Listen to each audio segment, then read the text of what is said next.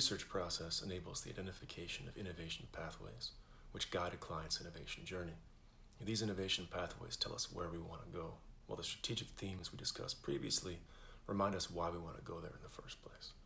So what do we do now? How do we pivot from the identification of our innovation pathways to taking focused action and actually catalyzing innovation? This is where the problem statement comes in.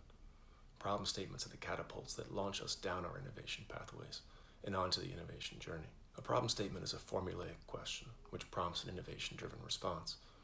Beginning with "how might we," a problem statement outlines a challenge that is in need of a solution. Critically, Ideate Plus's problem statements are crafted with specificity in mind. This is not an opportunity to solve a giant strategic problem or to redefine an entire business line. The objective of each problem statement is to develop a focused question from which the client can then sprint toward potential solutions in the fail, learn, grow model. In the Ideate Plus methodology, we typically craft a single problem statement for each of the innovation pathways that were identified in our research.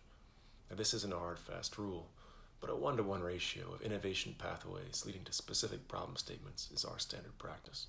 And the problem statements themselves are a single sentence.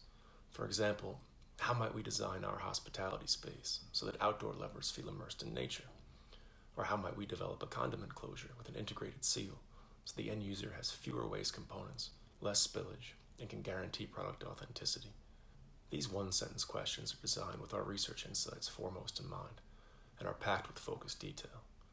They identify a target audience and key outcomes for that target audience based upon our knowledge generated in the research process of the client's specific challenges and priorities. When preparing to launch an innovation journey, we will typically present a client with 4 to 6 different problem statements, each of which addresses different findings from our research.